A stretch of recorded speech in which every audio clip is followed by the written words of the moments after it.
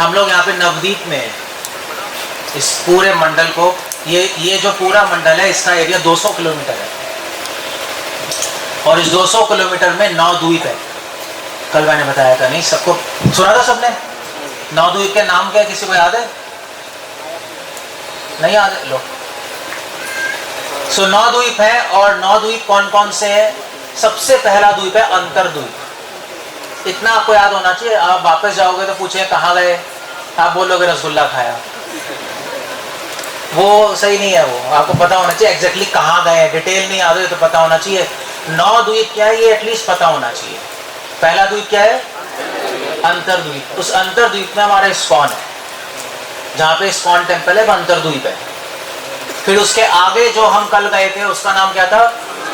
सीमंत द्वीप। और फिर उसके बाद आज जो हम यहाँ पर है इसका नाम है गोद्रुम द्वीप। गोद्रुम। तो हम लोग वैसे तो बस से आए मगर गंगा जी बोट से पार करके भी आ सकते हैं सीधा। और इसके आप और आगे जाओगे बस से तो आगे आएगा मध्य द्वीप। तो ये 4 द्वीप गंगा जी के इस तरफ है। ईस्ट हो गया ना, यहाँ पर गंगा जी के इस तरफ 4 द्वीप है। और गंगा जी पार करके उस तरफ कितने द्वीप हैं? 5। पहला द्वीप है कोला द्वीप, जहाँ पे बोट लेके जाओगे, जहाँ पे आप स्टेशन से उतरे थे, ट्रेन से जो लोग आए हैं वो कोला द्वीप पे उतरे हैं। कोला द्वीप। और फिर उसके बाद है झानो द्वीप,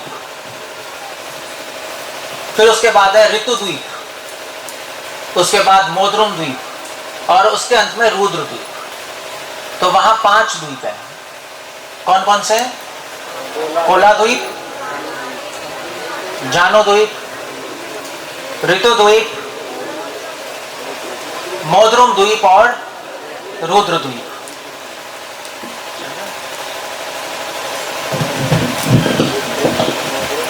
ये 5 द्वीप उस तरफ है, 4 द्वीप इस तरफ, इसको मिला के बनते हैं 9 द्वीप। इसलिए इसको क्या बोलते हैं? नवद्वीप, या इसको बोलते हैं नवद्वीप मंडल। मंडल इसलिए बोलते हैं क्योंकि आप इसकी परिक्रमा कर सकते हो। मंडलम, मंडनम, खंडनम, मध्वाचार्य अपने श्लोक में लिख रहे हैं। एक होता है मंडल, एक होता है मंडलम। मंडलम, मंडलम, मंडल से क्या बना? मंडलम। खंडलम, खंडन मतलब तोड़ना, मंडन मतलब मंडन या मंडल मतलब बनाना। और उसकी मंडन जब बना के जब परिक्रमा करते हैं उसको बोलते हैं मंडल, पेरिफ्री, सर्कमफ्रेंस। तो यहाँ पे आप परिक्रमा कर सकते हो। जब नवद्वीप में लोग आते हैं गौर पूर्णिमा से पहले, तो यहाँ पे 7 दिन की नवद्वीप मंडल परिक्रमा होती है। सब लोग यहाँ पे भी आते हैं, ऐसे जाते हैं। ये जो 9 द्वीप हैं ये भक्ति के 9 अंगों का प्रतीक है। और यहाँ पे हम क्यों आए वो मैं बताऊँगा, ये बहुत इंपॉर्टेंट है। यहाँ पे हम क्यों आए हैं उसका एक कारण है। 9 द्वीप है, सारे 9 द्वीप तो हम जाएंगे नहीं क्योंकि आप अभी 2-3 दिन ही हैं। और सारे द्वीप ले जाएंगे तो आप लोग कह रहे आपको लूज़ मोशन हो जाएगा क्योंकि बहुत ज़्यादा इन्फॉर्मेशन आ जाएगी आप। और अगली बार के लिए कुछ छोड़ना चाहिए नहीं। जब मैं पहले जब मैं वृंदावन गया था बहुत साल, 20 साल पहले, पहली बार गया था मैं 25 साल पहले, तो वहाँ पे एक बाबा जी मिले मुझे, तो राधा कुंड पे। तो वहाँ पर नहीं, राधा कुंड नहीं, तो वृंदावन में जगह कदम देर कदम, वहाँ पे एक बाबा जी मिले। तो उन्होंने कहा, मैं दर्शन करने गया तो उन्होंने कहा हाँ भाई, हम नए थे तो उन्होंने कहा कहाँ जा रहे हो? मैंने कहा हम पूरे वृंदावन में हर जगह जाएंगे। तो उन्होंने कहा मत जाओ। मैंने कहा ये कैसी बात है? उन्होंने कहा थोड़ा रखो क्योंकि दोबारा आने का कुछ ना कुछ कारण बनेगा, वरना तुम आओगे ही नहीं। इसलिए मैं आपको सब कुछ बता रहा हूँ, मगर कुछ चीज़ छोड़ रहे हैं हम कि जैसे दोबारा आने का, दोबारा यात्रा होगी तो आप दोबारा आओगे। अगर आप सब घुमा दिया तो अगली बार आओगे नहीं, हम अकेले नाचते रहेंगे यहाँ पर, वो थोड़ा फनी हो जाए। 9 द्वीप के 9 अंग हैं भक्ति के। भक्ति के 9 अंग क्या है? श्रवणम, कीर्तनम, स्मरणम, पाद सेवनम, अर्चनम, वंदनम, दास्यम, साख्यम, आत्मा निवेदनम। भक्त प्रहलाद ने भागवतम में बताया। ये 9 द्वीप उसका प्रतीक है। अंतर द्वीप आत्मा निवेदन का प्रतीक है। आत्मा निवेदन मतलब फुल सरेंडर, कंप्लीट सरेंडर। अगर आप अंतर द्वीप में बैठ के भजन करोगे, मतलब इस्कॉन में बैठ के भजन करोगे, तो भगवान की कृपा से आप में भगवान का पूर्ण शरण लेने की भावना आएगी। एक और माइक लगा रहे हैं। आवाज़ कम आ रही है? पूछे सबको, सुनाई कैसे दे रहा है? आ रही है, कम आ रही है, नहीं आ रही? क्या समझ नहीं आ रहा?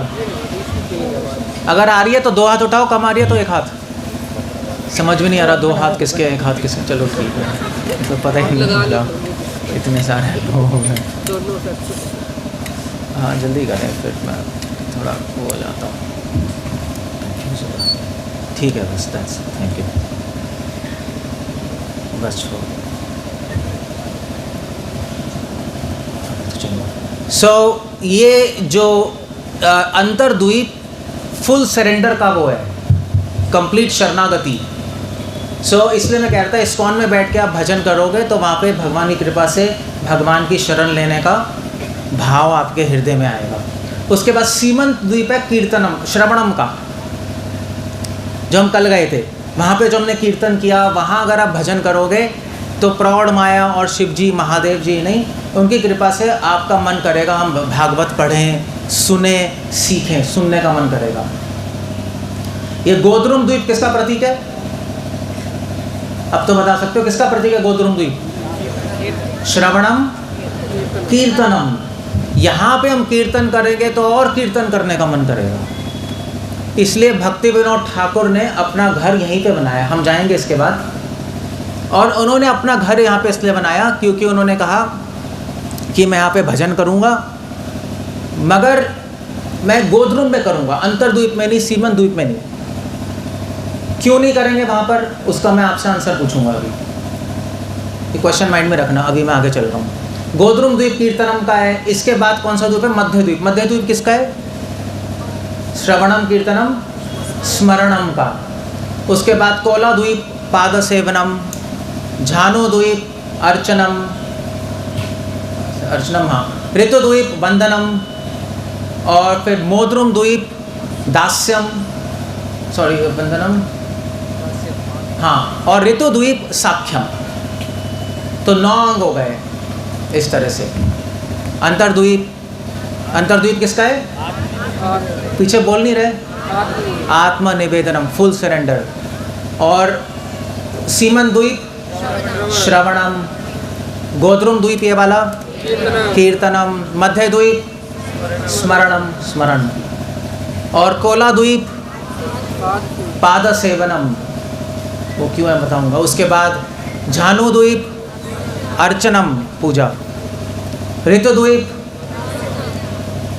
वंदनम, प्रेयर्स, और फिर उसके बाद मोद्रुम द्वीप दास्यम, और ऋतु द्वीप साख्यम। ऐसे 9 आए।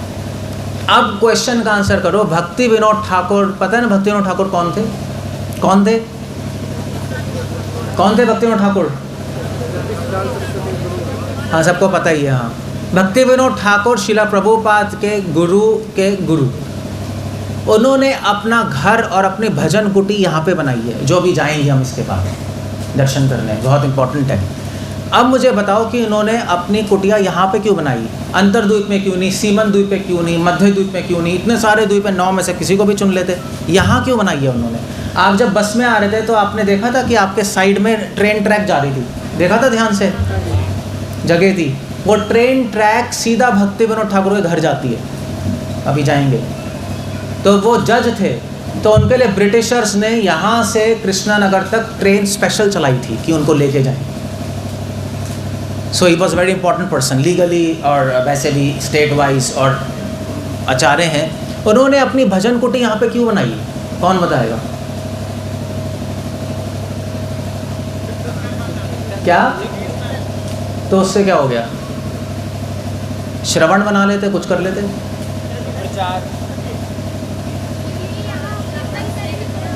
क्या उन्होंने भजन इसलिए बनाई क्योंकि श्रवणम से हम भगवान के दर्शन कर सकते हैं। तो उन्होंने श्रवणम किया और कीर्तन किया, और इसी जब हम श्रवण करते हैं तो उससे हम साक्षात भगवान के दर्शन करते हैं। ठीक है, नो बैठ जाओ। ठीक है, मतलब कन्विंसिंग नहीं है। सो क्यों बनाई है यहाँ पर? इसका कारण है बहुत बड़ा। भक्ति विनोद ठाकुर ने अपना घर बनाया और अपनी भजन कुटी बनाई, 2 चीज़ें। उनके घर का नाम था स्वानंद सुखदा कुंज और उनकी कुटिया का नाम था सुरभि कुंज। और उन्होंने यहाँ पे बनाई और उन्होंने बोला कि ये यहाँ पे मैंने इसलिए बनाई है क्योंकि खोड़ा निताय नाम हट। उन्होंने यहाँ पे दुकान खोली, उन्होंने कहा मैं यहाँ पे दुकान खोलूँ।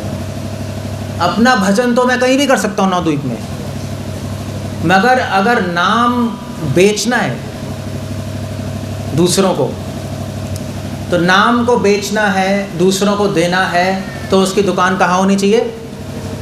जहाँ कीर्तनम है। कीर्तन मतलब प्रचार, दूसरों को बांटना भगवान का नाम। कीर्तन मतलब सिर्फ खुद नाम नहीं लेना, तो कीर्तनम नाम बांटना होता है। अगर कहीं भी वो कह रहे, उन्होंने कहा मैं कहीं भी भजन करूँगा तो मैं स्वार्थी बन जाऊँगा, अपने लिए कर रहा हूँ। यहाँ पे मैं भजन कर रहा हूँ पूरे संसार के लिए, कि जिससे भगवान की कीर्ति पूरे विश्व में फैले। इसलिए कीर्तनम, इस यहाँ पे गोद्रुम द्वीप में उन्होंने अपनी कुटिया बनाई और उन्होंने बोला यहाँ पे मैं दुकान खोल रहा हूँ जहाँ पे सब लोग आए और भगवान का नाम खरीद लें। और भगवान का नाम खरीदने के लिए एक ही मूल्य है। क्या है? क्या है? कुछ पैसे देने पड़ेंगे हरि नाम खरीदने के लिए। क्या देना पड़ेगा? श्रद्धावान जन है, श्रद्धावान, श्रद्धा होगी तो आपको नाम मिल जाएगा। हम जाएंगे वहाँ पे सुरभि कुंज, श्रद्धा होगी तो खरीद लेना वहाँ पे, जिसमें नहीं होगी उसको कुछ भी पता नहीं लगेगा। सो इसलिए गोद्रुम द्वीप हमारे लिए इम्पोर्टेंट है क्योंकि भक्ति विनोद ठाकुर थे और एक कीर्तन का प्रतीक है। सो यहाँ पे गोद्रुम द्वीप में एटलीस्ट 7 जगह हैं देखने को। सो मैं यहीं बैठ के बता दूंगा सारी क्या जगह हैं और एग्जैक्टली क्या हुआ है।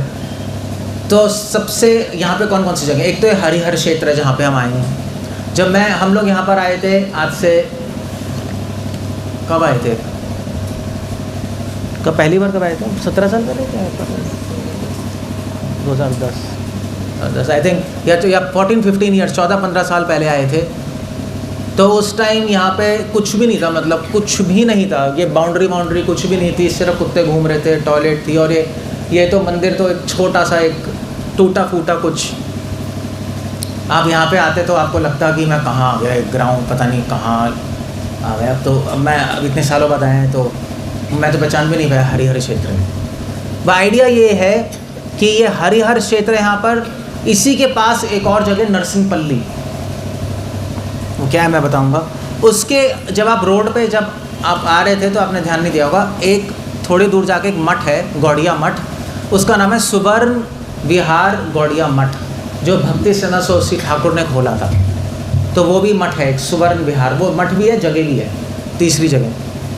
चौथी जगह है सुरभि कुंज, जहाँ पे हम जाएंगे, जो भक्ति विनोद ठाकुर की भजन कुटी है। 5वीं जगह है जो किसी को नहीं पता कहाँ है, मगर गोद्रुम में, उसको कहते हैं गौरदहा।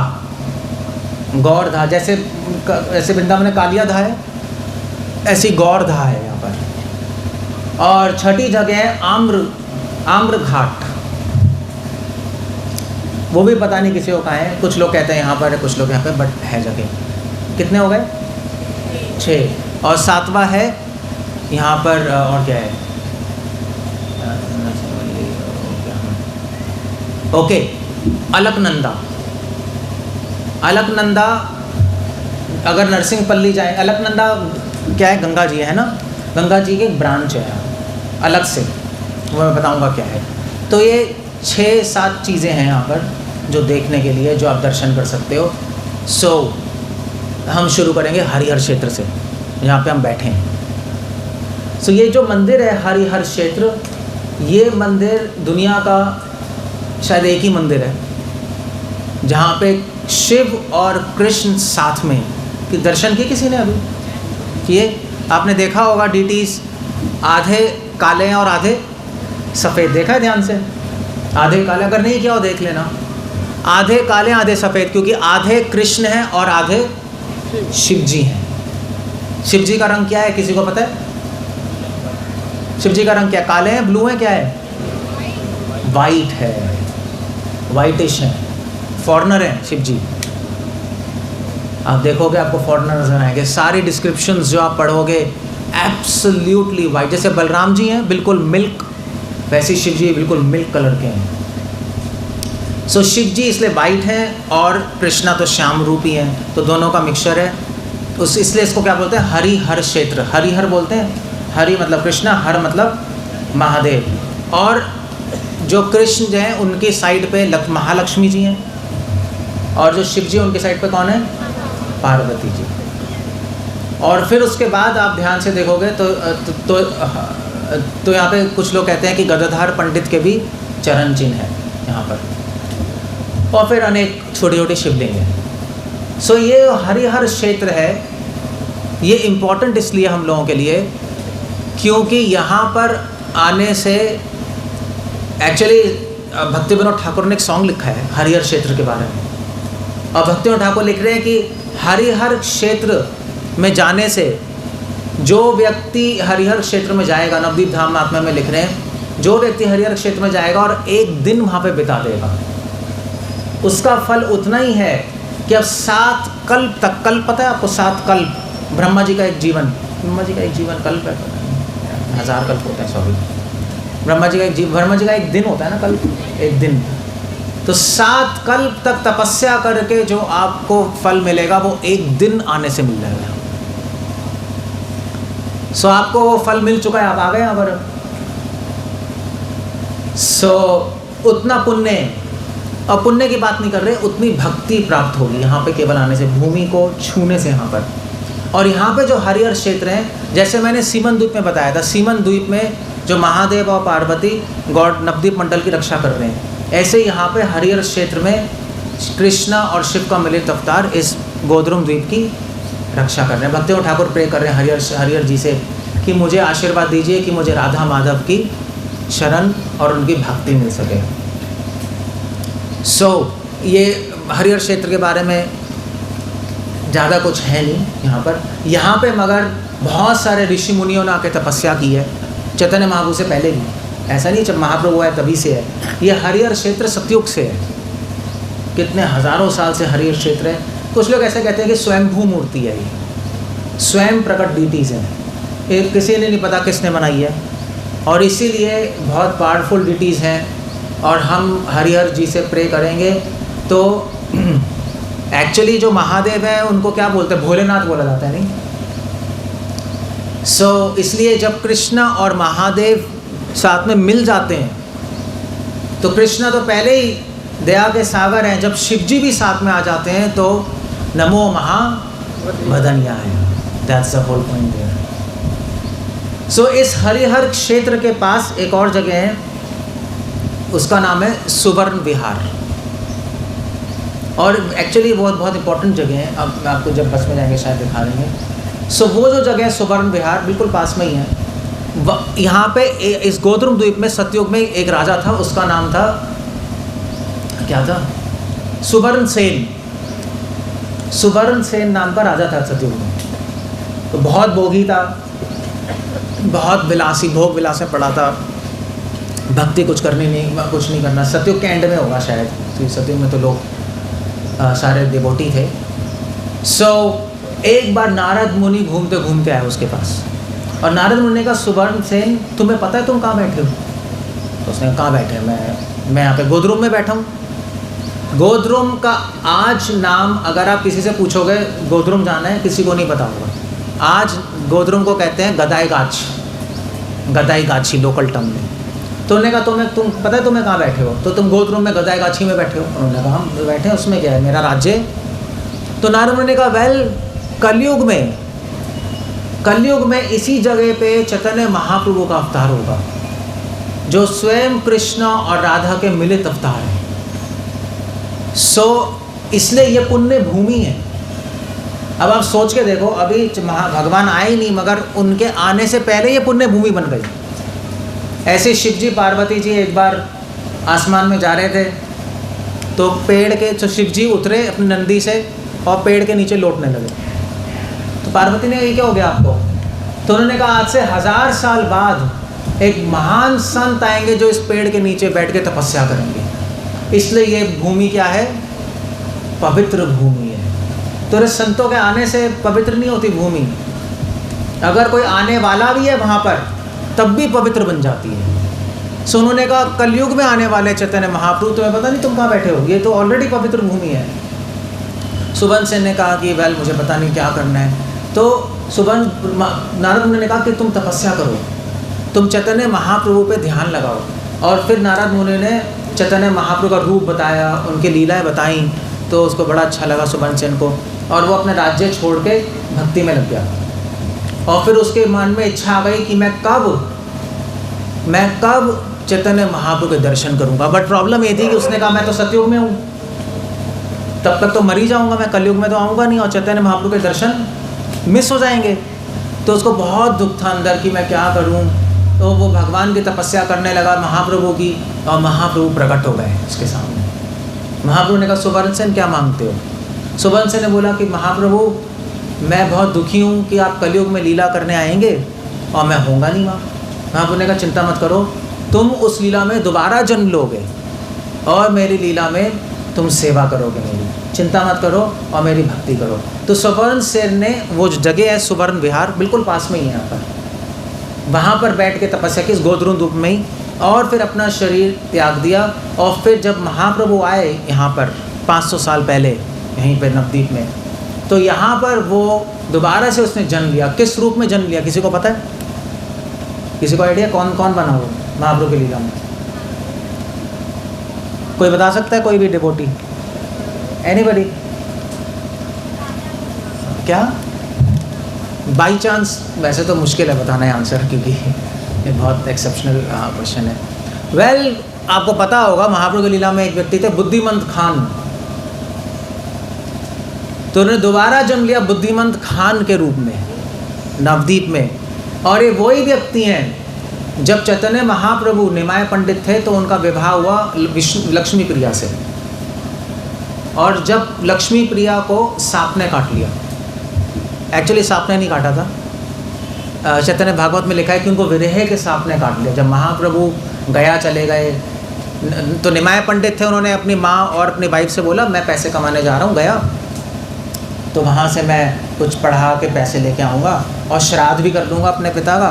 तो चले गए, तो उनकी वाइफ जो थी लक्ष्मी प्रिया, उनको बहुत विरह हुआ भगवान से, और विरह में उसने अपना शरीर त्याग दिया। जब महाप्रभु आए तो उन्होंने देखा लक्ष्मी प्रिया नहीं है, तो उनकी माँ ने दोबारा विवाह किया उनका निमाय पंडित का, किससे?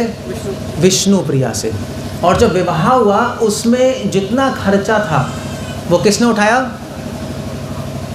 मैंने बताया अभी कौन?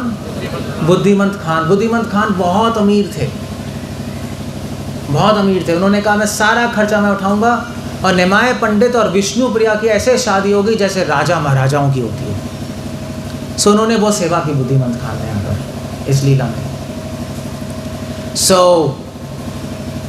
फिर उसके बाद जब भक्ति सिद्धांत सरस्वती ठाकुर आए यहाँ पर, तो उन्होंने वहाँ पे अपना मठ एस्टैब्लिश किया, राधा माधव की डिटीज एस्टैब्लिश की। आज भी आप जाओगे तो वहाँ पे गौड़िया मठ है, सुवर्ण विहार गौड़िया मठ उसका नाम रखा।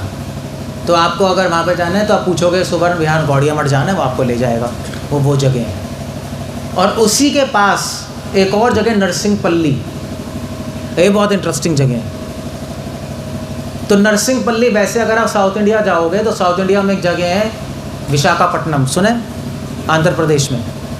तो वहाँ पे गांव है इसका नाम नरसिंहपल्ली है, मगर हम उसकी बात नहीं कर रहे। यहाँ पे भी नरसिंहपल्ली है।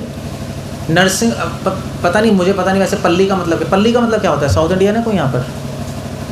पता नहीं पल्ली का मतलब क्या होता है। कॉलोनी? हाँ, क्या कह रहे हैं? सुनाई नहीं दे रहा। छोटे छोटे विलेज, गाँव। सो नरसिंहपल्ली कहते हैं। नरसिंहपल्ली क्यों पड़ा यहाँ पे नाम? क्योंकि स्थल पुराणों में आता है, ये भागवतम में नहीं है, मगर स्थल पुराणों में आता है कि जब नरसिंह भगवान ने हिरण्यकशिपु को मार दिया, भागवतम में इतना है, और उसके बाद उनका गुस्सा शांति नहीं हो रहा था। तो जब गुस्सा शांत नहीं हो रहा था नरसिंह भगवान का, तो भागवतम में लिखा है कि ब्रह्मा जी सब खड़े थे, ब्रह्मा जी सब लोग नहीं, तो ब्रह्मा जी को नरसिंह भगवान ने बोला ब्रह्मा इधर आना। अब ब्रह्मा जी शिव जी सब हैं, अब वो ब्रह्मा जी डर गए, क्योंकि ब्रह्मा जी को लगने लगा कि अब मुझे डांट पिटेगी, क्योंकि हिरण्यकशिपु को वरदान किसने दिया था? ब्रह्मा जी ने। और इतना आतंक फैल गया, ब्रह्मा जी ने कहा मैं गया, तो ब्रह्मा जी के हाथों में वेद थे, तो वो कांपने लगे और वेद छूट गए उनके हाथ से। इतना डर गए, कांपने लगे डर से, तो वेद छूट गए। तो नरसिंह भगवान ने कहा ले एक और गड़बड़, अब पहले ही डांटने वाला था मैं तुझे कि इतना घटिया वरदान दे दिया हिरण्यकशिपु को बिना सोचे समझे, और वेद भी तेरे हाथ से छूट गए। तो ब्रह्मा जी ने कहा मैं क्या करूं? तो भगवान ने उसी वक्त, नरसिंह भगवान ने उसी लीला में उसी वक्त एक और अवतार लिया, उसको बोलते हैं नरसिंह वराह अवतार, मिलित अवतार। वो भागवत में मेंशन नहीं है। और नरसिंह वराह अवतार लेके वो सीधा पाताल लोक में गए, क्योंकि उनके वेद गिर के नीचे के चले गए ना, पृथ्वी से, लोक से, पाताल लोक से फिर से वेद लेके आए और ब्रह्मा जी को बोला लो भैया सही से पकड़ो। नरसिंह वराहाज की जो मूर्ति है वो आपको कल हम दर्शन कराएंगे। वो एक्चुअली कौन सा है आपका, चैतन्य गौड़िया मठ, जो भक्ति सरस्वती ठाकुर गौड़िया मठ है, वहाँ पे पीछे नरसिंह वराह की मूर्ति है, जो भक्ति विनोद ठाकुर ने उनको पूजा करने के लिए दी थी, नरसिंह वराह मूर्ति। सो ब्रह्मा जी ने कहा भाई 2 मिस्टेक्स हो गई मुझसे, तो एक तो हिरण्यकशिपु और अभी वेद भी छूट गए। उन्होंने कहा भैया मैं तो जा नहीं रहा। सबने ब्रह्मा जी से बोला था तुम उनका गुस्सा शांत करो नरसिंह भगवान का, क्योंकि नरसिंह भगवान का गुस्सा शांत नहीं हो तो ब्रह्मांड फट जाएगा, पूरा धरती नीचे चली जाएगी। सो ब्रह्मा जी ने कहा मैं तो जा नहीं रहा, अब तो आउट ऑफ क्वेश्चन है, अब नहीं जाऊँगा मैं, पिटना है क्या? वो डर गए वो। तो शिव जी से बोला शिव जी आप जाइए। महादेव जी ने कहा भाई मैं भी नहीं जा रहा, मेरी गलती क्या थी? ब्रह्मा जी की गलती थी, वो जाके कुछ करें। सब डर गए, देवी देवता, कोई नहीं जा रहा नरसिंह के गुस्सा शांत करने। तो फिर फाइनली लक्ष्मी जी को बोला कि आप जाइए, आप वाइफ हैं, तो वाइफ कुछ बोलेगी तो हस्बैंड का गुस्सा थोड़ा शांत शायद बढ़ जाए, पता नहीं, मगर कुछ कह नहीं सकते। और उन्होंने कहा शांत हो जाएगा। सो लक्ष्मी जी ने कहा मैं नहीं जा सकती, क्योंकि ये रूप मैंने आज तक देखा ही नहीं, सुना था, देख पहले रही हूँ और मैं बहुत डर गई हूँ, मैं नहीं जा सकती। सो फिर फाइनली भागवत में लिखा है भक्त प्रहलाद को भेजा कि प्रहलाद तुम्हारे लिए नरसिंह भगवान आए हैं और तुम्हारे लिए हिरण्यकशिपु को मारा है, तुम जाओ शांत करो। तो भक्त प्रहलाद गए नरसिंह भगवान के पास। नरसिंह भगवान ने देखा, उनका थोड़ा गुस्सा शांत हुआ, उन्होंने गोदी में बिठाया और उनका गुस्सा शांत हुआ, आशीर्वाद दिया। ऐसे भागवत में। मगर कुछ और पुराणों में लिखा है कि उनका गुस्सा पूरी तरह शांत नहीं हुआ और फिर से उनका गुस्सा बढ़ गया। प्रहलाद महाराज को आशीर्वाद दिया, उनको राजा बनाया, और फिर जब वहाँ से निकले वो फिर से गुस्सा आ गया उनको, याद करके कि मेरे भक्त को इतनी असुर ने इतनी ताड़ना दी है, सोच सोच के फिर से गुस्सा आ गया उनको। और फिर वो गुस्सा आ गया तो वो इधर उधर जा रहे थे पूरे ब्रह्मांड में गुस्सा शांत करने के लिए। तो वो वहाँ से वो यहाँ पर आए, नरसिंह भगवान साउथ में कहीं कहते हैं, जो भी है, वहाँ से यहाँ पर आए। और यहाँ पे मैंने बताया था अलकनंदा की एक पहले वो जाती थी स्ट्रीम, एक नहर जाती थी अलकनंदा की, गंगा जी की, ये तो मेन है, एक और जाती थी यहाँ पास से, गोद्रुम से।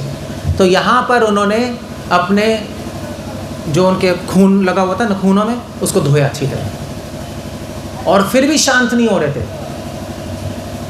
तो यहाँ पे आके थोड़ी शांति मिली उनको, और क्योंकि यहाँ पे आके उन्होंने अपने नखून धोए अपने, और यहाँ पे उन्होंने अपना पदार्पण किया, इसलिए इस क्षेत्र का नाम क्या पड़ गया?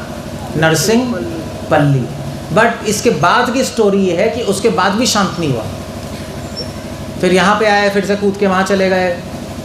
उनका गुस्सा इसलिए शांत नहीं हो रहा क्योंकि उनका गुस्सा भक्त के प्रेम की वजह से प्रकट हो रहा है। बार बार ये सोच के कि मेरे भक्त को इसने ऐसा किया है, गुस्सा जैसे मतलब मान लीजिए अगर आपके बच्चे को कुछ कर दे तो आपको गुस्सा कैसे शांत होगा? थोड़े टाइम कोई समझाएगा, हाँ भाई कुछ नहीं होता, फिर जब खाली बैठोगे फिर से गुस्सा आ जाएगा, मेरे बच्चे का कैसा कर दिया है, नहीं मुश्किल है करना। सो ऐसे ही नरसिंह भगवान का शांत नहीं हुआ। फिर यहाँ से वो गए अहोबलम, जगह अहोबलम, वहाँ पे गए, वहाँ पे जंगलों में घूम रहे थे नरसिंह भगवान, जंगल के पेड़ तोड़ रहे थे, सब दिमाग आउट नरसिंह भगवान का। उन्होंने कहा मेरे भक्त के साथ ऐसा कैसा हो गया? तो वहाँ पर फिर लक्ष्मी जी ने अवतार लिया और उनको बोलते चुंचू लक्ष्मी, चिंचू कहते हैं कि चुंचू कहते हैं, भूल गया एक्चुअली, चुंचू पता नहीं कैसे है, जो भी है चुंचू चिंची जो भी है, यही है उनका नाम। एग्जैक्टली मैं भूलिए, आप क्या कहते हैं? चिंचुला, चिंचू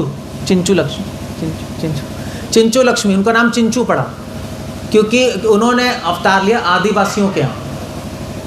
तो नरसिंह भगवान जब जंगल में घूम रहे थे तो ये चिंचू लक्ष्मी आ गए उनके सामने। और फिर लक्ष्मी, ये तो लक्ष्मी है चिंचू लक्ष्मी, और वो भगवान विष्णु है नरसिंह भगवान।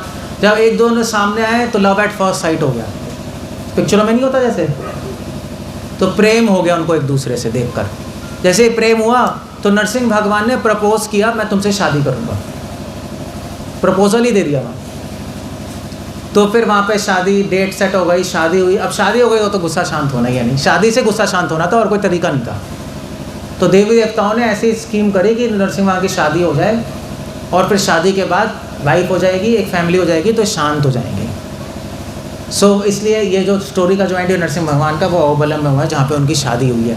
उसके बाद फिर एक्चुअली उसके बाद की स्टोरी ये है कि अब शादी हो गई तो नरसिंह भगवान ने भक्त प्रहलाद को दोबारा बुलाया अपने पास। तो उन्होंने बोला, देखो, नरसिंह भगवान ने प्रहलाद को बोला, प्रहलाद मेरी वजह से तुम स्कूल नहीं जा पाए क्योंकि हिरण्यकशिपु ने तुम्हें बहुत तंग किया। मैं पहले आ जाता, उसको मार देता तो तुम्हारी स्कूलिंग भी हो जाती।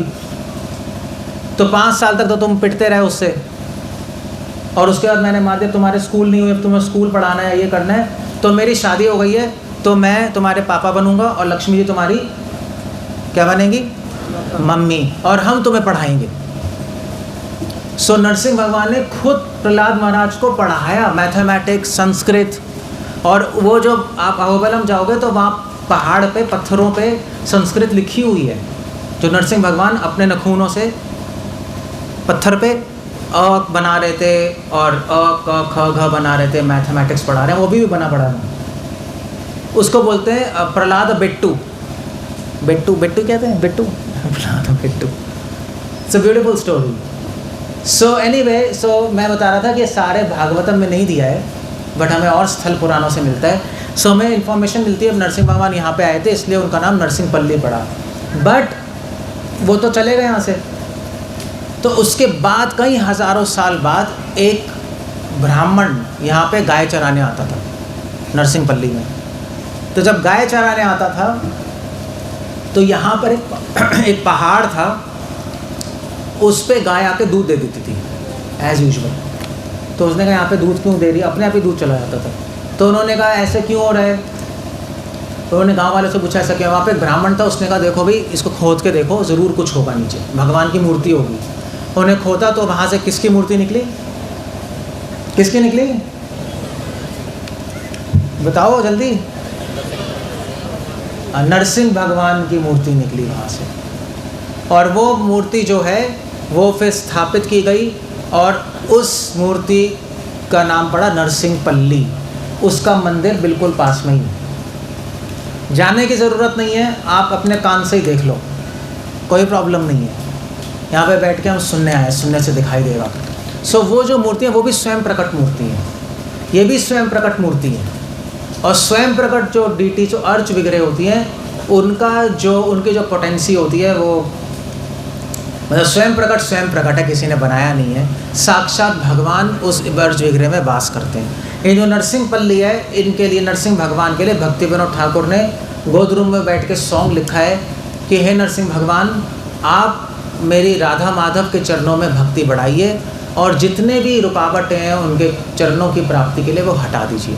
ये जो हम हरिहर क्षेत्र आए हैं और जो नरसिंह पल्ली जो है, यहाँ पे हम इसलिए आए हैं कि जिससे हमारी भक्ति में जो भी रुकावट हो और जो भी अपराध हो वो यहाँ पे नष्ट हो जाएंगे। सो आप प्रार्थना कर सकते हो यहाँ पे भगवान से, यहीं से नरसिंह भगवान से प्रार्थना कर सकते हो कि हम लोग आए यहाँ पर, हम लोग सबसे पतित लोग हैं, पंजाबी पतित हैं, झारखंडी पतित हैं, दिल्ली पतित वाले हैं, पहुँच गए हैं।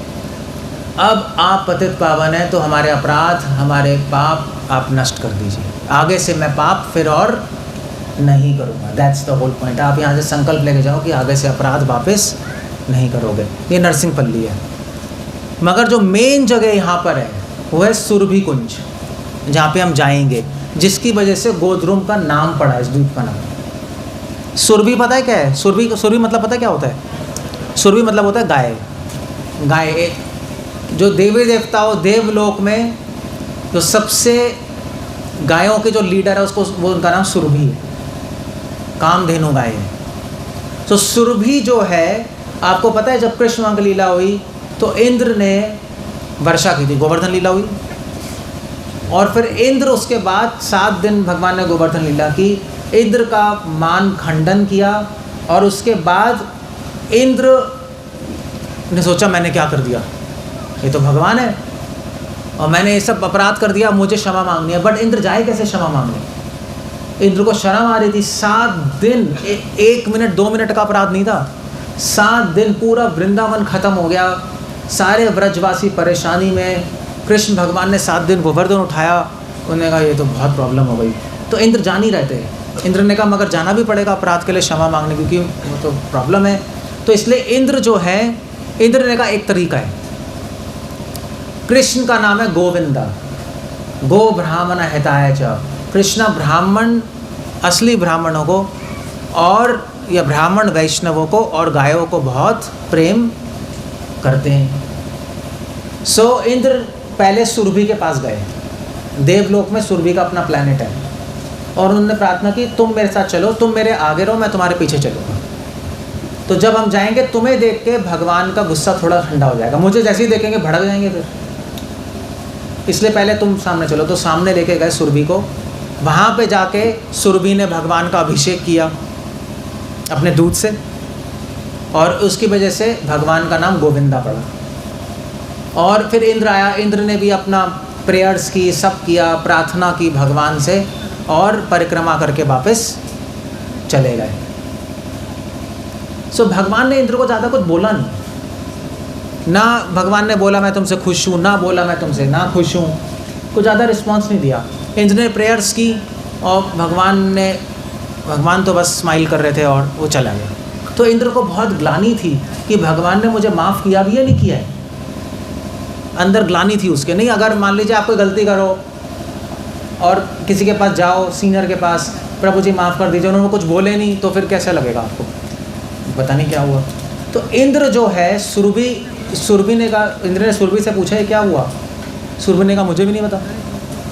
तो भगवान ने पता नहीं आपको माफ़ किया नहीं किया, बल्कि मैं भी फंस गई तेरे चक्कर में, मैं भी तुम्हारे चक्कर में आगे चली गई, और तुमसे गुस्से हैं, शायद मुझसे देख के भी गुस्सा हो गया भगवान। तो दोनों ने कब क्या करें, दोनों ने फिर देवर्षि नारद से पूछा क्या करना चाहिए। तो देवर्षि नारद ने कहा कोई प्रॉब्लम नहीं है, तुम यहाँ गोद्रुम द्वीप में आओ, यहाँ पर कलयुग में चैतन्य महाप्रभु का अवतार होगा। तुम्हारा अपराध कृष्ण के प्रति हुआ है, और कृष्ण के प्रति जो अपराध हुआ है वो अपराध कृष्ण ही हटा सकते हैं, मगर कृष्ण तो अभी तुमसे गुस्सा है। मगर जब उस अवतार में आएंगे, महाप्रभु के अवतार में, तो दया के सागर होंगे वो, और तुम्हें देखते ही माफ़ कर देंगे।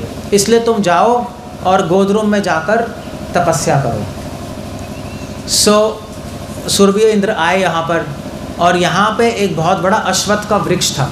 अश्वत्थ पता है ना आपको, कैसे कहेंगे, बैनियन हिंदी में कैसे कहते हैं अश्वत्थ? बरगद का पेड़ था, जो आज भी सुरभि कुंज में है, आपको दिखाएंगे वो पेड़ है।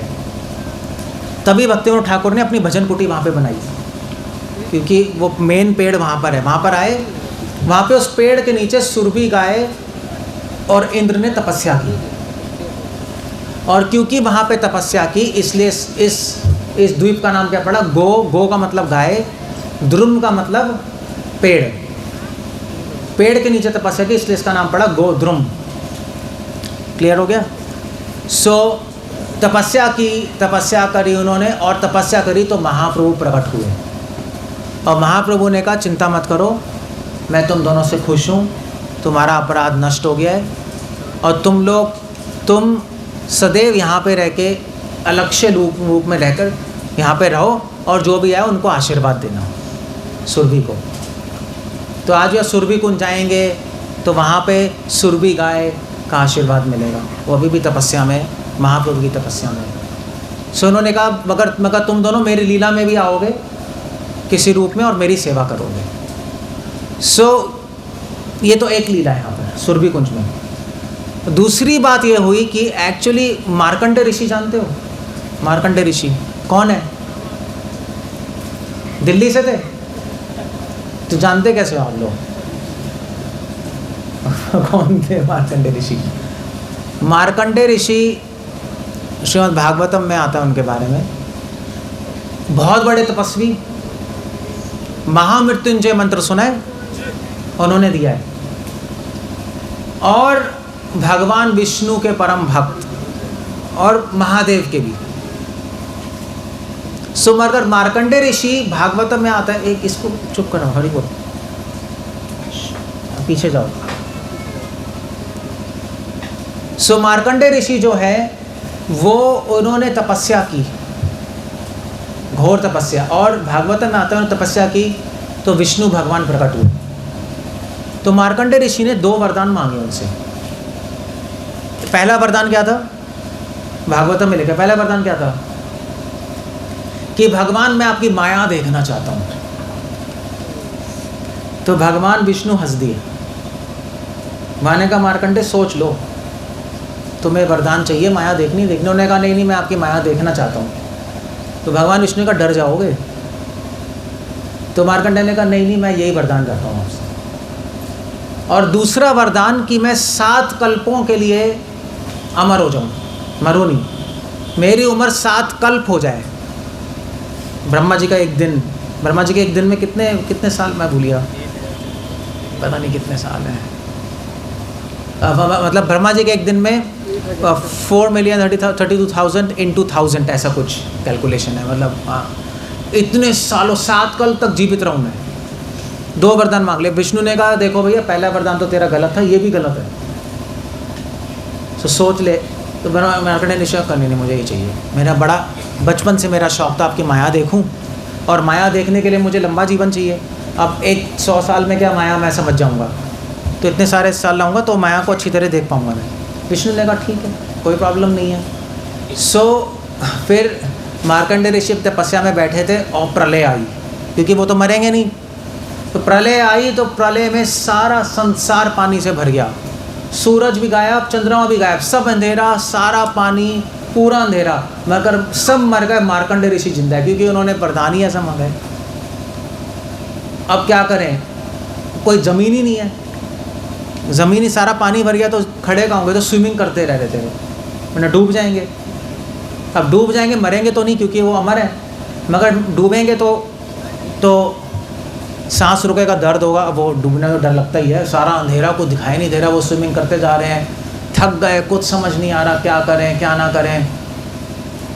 तो उनको दूर से, तो स्विमिंग करते करते करते करते करते उनको दूर से एक जगह दिखाई दी, एक लैंड, और उस लैंड में एक पेड़ था। और वो जगह कौन सी थी? गोद्रुम द्वीप, ये पानी के ऊपर था। तो जब प्रलय होती है तो भगवान का धाम प्रलय में विलीन नहीं होता, भगवान के धाम को कुछ नहीं होता। सो स्विमिंग करते करते यहाँ आए, हज़ारों साल तक स्विमिंग करते रहे, थक गए, यहाँ पर आए तो यहाँ पे उनको सुरभि गाय दिखाई दी, तपस्या कर रही थी। तो वो आए स्विमिंग करते करते, सुरभि गाय से बोला प्लीज़ मुझे बचा लो। सुरभि गाय ने अपना हाथ दिया, मतलब पैर दिया जो भी है, और पकड़ के उनको बाहर निकाला। उन्होंने कहा भाई तुम आराम करो यहाँ पर, पहले सांस पास लो तब बात करेंगे। तो मार्कंडेय ऋषि ने बोला कि मैं क्या करूँ। भगवान विष्णु ने बोला था कि तुम वरदान मत मांगो, मगर मैं इतना बेवकूफ़ हूँ, मैंने वरदान मांग लिया। इसलिए कभी कभी हमें लगता है कि हम मरे ना, हम अमर हो जाएं। अमर हो जाओगे तो और दुख आ जाएगा जीवन में, इसलिए भगवान ने बोला था अमरता का वरदान मत मांगो। भीष्म पितामह को भी अमरता का वरदान दिया था, नहीं, इच्छा मृत्यु, और उसके कारण भीष्म पितामह को इतना दुख भोगना पड़ा। पांडव लाक्षागृह, द्रौपदी चीरहरण, पता नहीं क्या क्या देखना पड़ा। तो इसलिए सुरभि ने कहा देखिए भी आपने तो बहुत बड़ी गलती कर दी। पहला वरदान माया देखना था, वो तो आपने बहुत बड़ी गलती कर दी। अब आप देखिए कैसे स्विमिंग कर रहे हैं अंधेरे में, कोई जगह ही नहीं मिल रही आपको। पूरा डर गए मार्कंडेय ऋषि। और ऊपर से आप यहाँ पर अभी मर ही नहीं रहे, तो प्रलय में भी नहीं मरेंगे, तो अभी आपको ऐसा घनघोर अंधेरा और इतना डरावना सीन देखना पड़ रहा है। तो मार्कंडेय ऋषि ने मैं करूँ क्या, मेरे को तो वरदान मिल गया, अब इसको मुझे डिफ्यूज़ करना है। डिफ्यूज़ समझते हैं ना, कैसे कहेंगे डिफ्यूज़? इस वरदान को काटना है, क्योंकि मैं 7 कल्प नहीं जी सकता ऐसे। एक प्रलय में मेरी हवा निकल गई, अब बाकी 6 प्रलय में क्या होगा, और पता नहीं 6 प्रलय में तुम होगी नहीं होगी, क्या होगा, दिमाग खराब हो गया। मैं माया मैंने देख ली भगवान की बहुत, मैं नहीं देख सकता। इसलिए एक्चुअली इस लीला में विष्णु ठाकुर ये भी लिख रहे हैं कि माया और कृष्णा 2 चीज़ें हैं ना, कृष्णा सूर्य सा माया होए अंधकार। सो वो वॉर्न कर रहे हैं मार्कंडेय ऋषि के इस इंसिडेंट से कि माया को समझने की कोशिश मत करो, माया को समझो मत, माया से बस भागो दूर, देखो मत और समझो मत, वरना फंस जाओगे। सो इसलिए मार्कंडेय ऋषि ने कहा कि भाई मैंने बहुत बड़ी गलती कर दी, अब क्या करूं, कैसे करूं, अब मैं और माया नहीं देखना चाहता, मैं 7 कल नहीं जीना चाहता, बहुत हो गया। सुरभि ने कहा कोई नहीं, यहाँ पे हम तपस्या कर रहे, तुम भी कर लो, कोई प्रॉब्लम नहीं, जगह जगह। और यहाँ पे चैतन्य महाप्रभु का अवतार होगा कलयुग में, तुम महाप्रभु की तपस्या करो। उन्होंने महाप्रभु के बारे में बताया, उनके रूप, उनकी लीलाओं के बारे में, और मार्कंडेय ऋषि ने तपस्या की और वहाँ पर चैतन्य महाप्रभु का उनको दर्शन हुए। चैतन्य महाप्रभु ने उनके वरदानों को सब खंडन कर दिया। कभी कभी वरदानों को भी, अपराधों का खंडन होता है, कभी कभी वरदानों का भी खंडन होता है। तो उन्होंने कहा ठीक है, चिंता मत करो, सब फिनिश है, आराम से भक्ति करो, तपस्या करो। और उसके बाद से तो सुरभि कुंज में मार्कंडेय ऋषि ने भी तपस्या की, इसलिए सुरभि कुंज में हम जाएंगे, मार्कंडेय ऋषि का भी आशीर्वाद हमें प्राप्त होगा। सो ये भी लीला यहाँ पर हुई है मार्कंडेय ऋषि की। सो और एक और लीला हुई है यहाँ पर चैतन्य महाप्रभु की, 2 लीलाएं हुई हैं।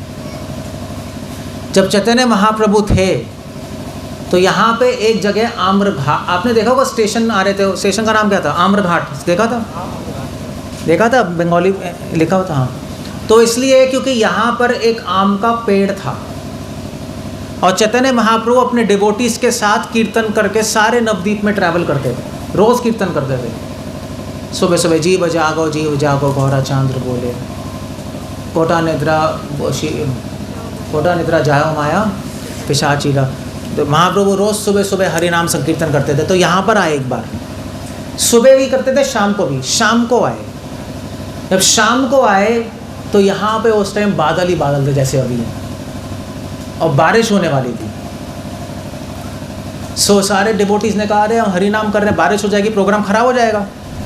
जैसे अभी बारिश हो गई तो प्रोग्राम खराब। मगर आप लोगों की भक्ति है कि बारिश नहीं हो रही। देखो कि जब आप, इससे पहले बारिश थी, इसके बाद होगी, मगर जब आप आए हो तो नहीं हो रही। कितना आप महान भक्त हो सब, नहीं इसलिए बारिश ही नहीं हो रही। लो सो बट मौसम अच्छा हो गया। सो भगवान की कृपा है। सो सबने कहा बारिश होगी, प्रोग्राम कैंसिल। अब वहाँ तो चैतन्य महाप्रभु स्वयं सामने ही है भगवान। और चैतन्य महाप्रभु से कहा कि महाप्रभु बारिश होने वाली, क्या करें। चैतन्य महाप्रभु ने करताल मंगवाए और कीर्तन किया, और कीर्तन करके आसमान को देखा और इंद्र को बोला, इंद्र बारिश रोक दो। बारिश रुक गई। ऐसा बिल्कुल ऐसा मौसम हो गया, धूप भी चली गई, अच्छा मौसम हो गया, बारिश रुक गई और सब बहुत खुश। उन्होंने कीर्तन किया, सब कीर्तन करते करते यहाँ पर आए। यहाँ पे आम का पेड़ कहाँ है अभी आप पता नहीं किसी को। कभी कोई कहता है ये है, कभी कोई ये कहता है। ऐसे ये भी हो सकता है, इसको प्रणाम करके परिक्रमा करके आ जाना है ना। भारत में तो ऐसे ही है, कुछ भी कर लो, थोड़ा दक्षिणा भी डाल देना, हमें मिल जाएगी। सो एग्जैक्टली किसी को नहीं पता कहाँ है, कहते हैं वो है। बट वो आम का पेड़ जो है, आम्र घाट, तो वहाँ पे आम के पेड़ के नीचे गए तो सबको भूख लगी। ये 50 लोगों के लिए प्रसाद आ गया, नहीं आ गया? हरि बोल। आया नहीं अभी तक। चलो, अब महाप्रभु तो है नहीं कि आम के पेड़ से आम निकाल दें। चैतन्य महाप्रभु से कहा भूख लग रही है तो क्या करें। चैतन्य महाप्रभु ने उस आम के पेड़ को आशीर्वाद दिया और उस आम के पेड़ पे आम ही आम लग गए। और कैसे आम, जिसमें ना छिलका था ना गुठली थी, सीधा छिले हुए आम लगे हुए थे, ऐसे आम थे। और वो आम कहाँ से है एक्चुअली, जो स्वर्ग है वहाँ पे ऐसे आम लगते हैं। स्वर्ग में जो आम होते हैं बिना छिलका बिना गुठली के होते हैं, और वो छोटे छोटे नहीं होते। उन आम का जैसे बिल्डिंग नहीं है पूरी मंदिर, इतने बड़े बड़े आम लगे होते हैं। और बहुत बड़ा पेड़ होता है, तो उन आम में से वो जूस गिर रहा होता है और जूस की मैंगो जूस की नदियाँ बह रही होती हैं। सो आप सीधा उस आम में खा सकते हो, पूरा अंदर ही घुस सकते हो उस आम के अंदर। ऐसा भी है, सारे देवी देवता उस आम के अंदर घुस जाते हैं, उसमें खेलते रहते हैं, ऐसे ही चलता है। अच्छा, उसके भी डिस्क्रिप्शंस हैं शास्त्रों में, मजाक नहीं कर रहा हूँ। सो सारे आम लगे तो महाप्रभु ने सब ने तोड़ के वो आम दिए और सब ने वो आम खाए, इसलिए यहाँ इसको आम्र घाट बोला जाता है ना, वो स्टेशन है आम्र घाट। सो ये लीला चैतन्य भागवत में रिकॉर्डेड है। और बेसिकली उस पेड़ ने 1 साल ऐसे आम दिए जिसके ना बीज थी, ना गुठली था और ना छिलका था। और उसके कारण भी था, उसके पीछे एक रीज़न भी है। महाप्रभु की लीला में ऐसे कुछ नहीं करते रहते, मतलब आम क्यों प्रोड्यूस किए, केले क्यों नहीं किए, चीकू क्यों नहीं किया, सिर्फ आम ही कर दिए। पाइनएप्पल भी कर सकते थे बट आम ही उन्होंने किए, क्योंकि चक्कर ये है कि आम जो फल है वो फलों का राजा माना जाता है, सुना है ना, और उसमें ना छिलका ना गुठली। सो आम किसका प्रतीक है, वो आम श्रीमद् भागवतम का प्रतीक है। श्रीमद् भागवतम 18 पुराणों की राजा मानी जाती है, ग्रंथ राज बोला जाता है। और श्रीमद् भागवतम में ना छिलका है और ना गुठली है। पिबतम भागवतम रसमालयम। गुठली क्या है, गुठली क्या है और छिलका क्या है? गुठली है मोक्ष की इच्छा, भोग की इच्छा, वो सारी गुठली है। और जो छिलका है वो है कर्म योग, ज्ञान योग, जिससे भक्ति योग में एक्सेस नहीं मिलता। सो प्योर बिना गुठली और बिना छिलके के आम है। तो वो लीला जो की महाप्रभु ने, उसके पीछे ये संदेश था कि महाप्रभु आम नहीं खिला रहे थे लोगों को, महाप्रभु श्रीमद् भागवतम का प्रचार कर रहे थे। ऐसा लगता है 1 साल डिवोटीज ने जम के आम खाया, मगर वो बात नहीं थी। सिर्फ आम खाने के लिए पैदा नहीं हुए हैं महाप्रभु के पार्षद। वो उसके पीछे रहस्य ये था कि महाप्रभु ने उनको उपदेश दिया कि भागवत का रस पियो, भागवत का पठन पाठन करो। सो ये आम्र घाट है। और एक और लीला हुई है यहाँ पर चैतन्य महाप्रभु ने की, उसको कहते हैं गौरधा लीला। गौरधा, दाहा होता है लेक, दाहा कालिया दाह नहीं कहते, लेक। सो एक्चुअली महाप्रभु के डिवोटी है जगदानंद पंडित। तो जगदानंद पंडित जो है वो सत्यभामा के अवतार हैं और बहुत गुस्से वाले भी थे। सत्यभामा भगवान कृष्ण की भगवान कृष्ण की वैसे तो 16,108 रानी है, 2 पट रानियाँ थीं, रुक्मणी जी और सत्यभामा। रुक्मणी जी थोड़ी डोसाइल थी, शांत, और सत्यभामा थोड़ी गुस्से वाली थी। सत्यभामा ने महाप्रभु की लीला में जगदानंद पंडित का अवतार लिया। तो जगदानंद पंडित एक बार यहाँ पर आए, तो वो तो प्रेम विवर्त एक किताब है, उसमें वो लिख रहे हैं। वो यहाँ पर आए और यहाँ पे चैतन्य महाप्रभु सब लोग थे। अब एग्जैक्टली किस टाइम पे लीला हुई है मुझे कैलकुलेट करना पड़ेगा, क्योंकि जब जगदानंद पंडित नवदीप में ही थे पहले, बाद में पुरी में गए। तो जब निमाय पंडित थे, सब डिवोटी थे, जगदानंद पंडित भी यहाँ पर थे। तो जगदानंद पंडित कीर्तन करते हुए यहाँ पर आ गए।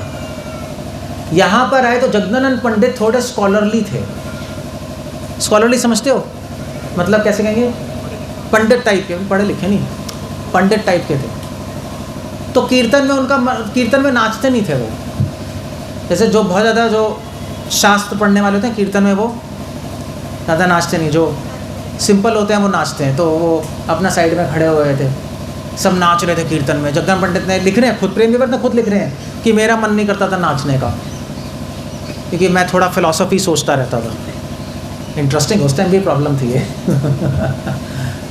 सो कह रहे हैं फिलॉसफी सोच, तो मैं नाच नहीं आता। तो सारे डिवोटीज़ ने उनको पकड़ के बीच में कीर्तन में लिया है। तो उन्होंने कहा मेरा अपने आप ही हाथ पाँव चलने लगा। चैतन्य महाप्रभु थे, उनकी कृपा से मेरा खुद हाथ पाँव चल रहा था, मैं नाच रहा था, कीर्तन में कीर्तन कर रहा था, बहुत खुश था। और वहाँ पे एक ब्राह्मण आया, ठीक है वे प्रसाद आपका आ गया है। हाँ, जिन लोगों ने नहीं लिए वो तो 50 लोग कौन है वो यहाँ पे बैठे हैं 50 लोग वो, अच्छा है जो ब्रह्मचारी हैं, ये भी हैं डिवोटी। सो फ्रूट्स आ गए हैं, आप लोग फ्रूट्स ले लो वहाँ पर, और जूस प्लीज़ आप ले लीजिए। सुनते भी रहो, आवाज़ तो आ रही है, खाते भी रहो, कोई प्रॉब्लम नहीं है। क्या आ रही है? अच्छा पीछे आवाज़ आ रही है, मुझे लगा खाने की आवाज़ आएगी यहाँ पर। लेना है ले लो आप लोग। फ्रूट्स जिसने 50 लोगों ने प्रसाद नहीं लिया प्लीज़ ले लो। उसके बाद हम सुरभि कुंज जाएंगे, वहाँ पे भी प्रसाद है, बट आप लोग प्लीज़ ले लीजिए, क्योंकि क्या कहते हैं भूखे पेट ना होए भजन गोपाला, रख दो अपनी कंठी माला। सो वहाँ सुरभि कुंज में भी फीस प्रसाद है, चिंता मत करो। सो ठीक है। सो मैं क्या कह रहा था बाय द वे, जगदानंद पंडित जो है जब यहाँ पे नाचने लगे तो एक ब्राह्मण आया तो उस ब्राह्मण ने यहाँ पर महाप्रभु से प्रार्थना की। महाचैतन्य महाप्रभु, एक में हरि बोल अस्सित,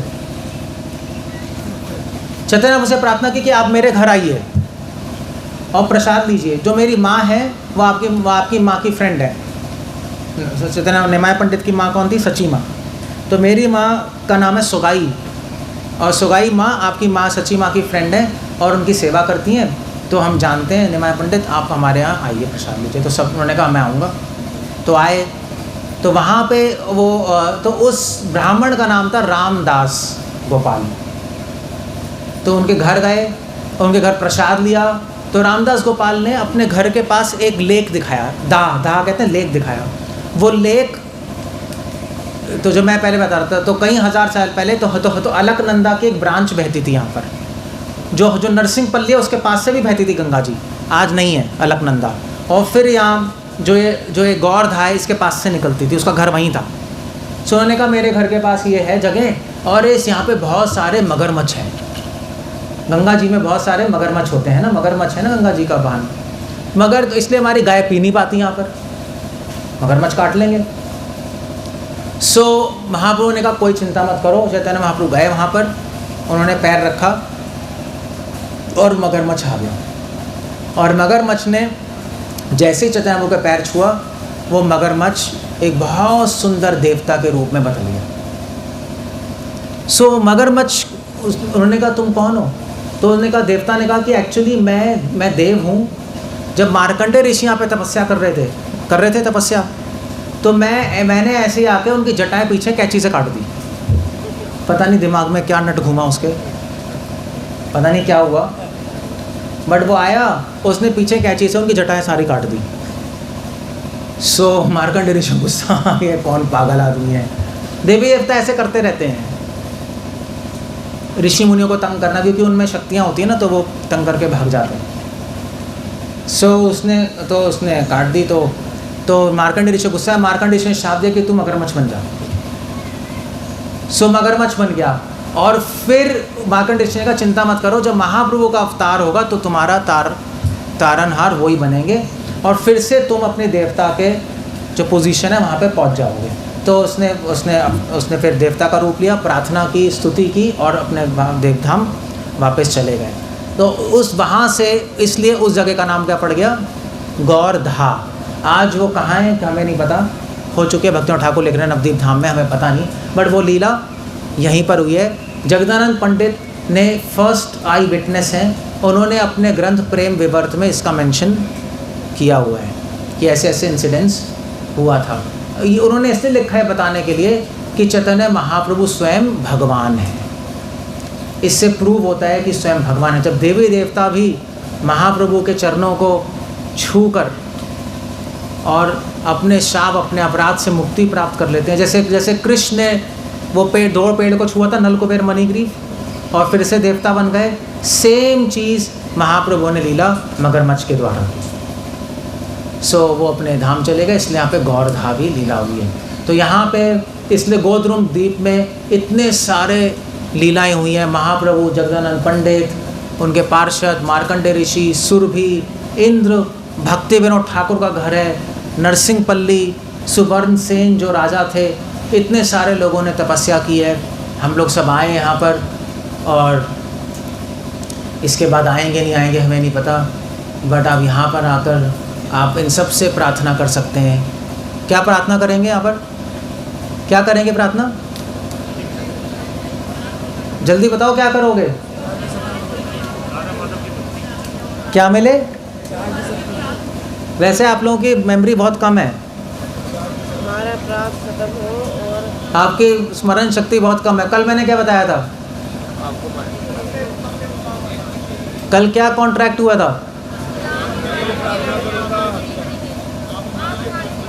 हाँ, आपको क्या प्रार्थना करनी है? आपको मेरे लिए करनी है, समझे? अपने लिए नहीं, और मैं आपके लिए करूँगा। अपने लिए ज़्यादा प्रार्थना मत किया करो, सबके लिए किया करो। यहाँ पे प्रार्थना करो कि सारे भक्तों को जो आए हैं भगवान उनको आशीर्वाद दीजिए, सिर्फ अपने लिए मत सोचते रहा करो। ये गोद्रुम द्वीप है ही ये, मैंने शुरू यहाँ से किया था। भक्ति विनोद ठाकुर ने कीर्तन यहाँ पे इसलिए भजन कुटी खोली है कि पूरे ब्रह्मांड के लिए प्रार्थना करें, सब प्रार्थना करें भगवान मुझे और सारे भक्तों को, और स्पेशली मुझे जो आपकी कॉन्ट्रैक्ट हुआ है, आशीर्वाद दीजिए और मैं आपके लिए करूँगा। वो प्रार्थना अच्छी है, सबको इंक्लूड करके जो प्रार्थना की जाती है वो भगवान को अच्छी लगती है। सिर्फ अपने लिए रोते रहोगे तो किसी को अच्छा नहीं लगेगा। सो पूरे ब्रह्मांड के लिए करो। यहाँ पे भक्त क्या, पूरे ब्रह्मांड में सारे जीवात्माओं को भगवान आप आशीर्वाद दीजिए, सारे भक्तों को सद्मति दीजिए, सही रास्ता दिखाइए। हमारी तो ये प्रार्थना है। भगवान कितने खुश होंगे आपसे, नहीं? भगवान को खुश करना जीवन का लक्ष्य है, उनसे प्रार्थना करना जीवन का लक्ष्य नहीं है। प्रार्थना भी हम खुश करने के लिए कर रहे हैं, उनके सर में दर्द करने के लिए नहीं कर रहे, है नहीं? सो अब आए हो तो एक साधुओं की तरह रहो, हर हर क्षेत्र में भगवान से सबसे प्रार्थना करो तो बहुत अच्छा है। तो ये है गोद्रुम द्वीप। हरे कृष्णा। शिला प्रभुपाद की जय।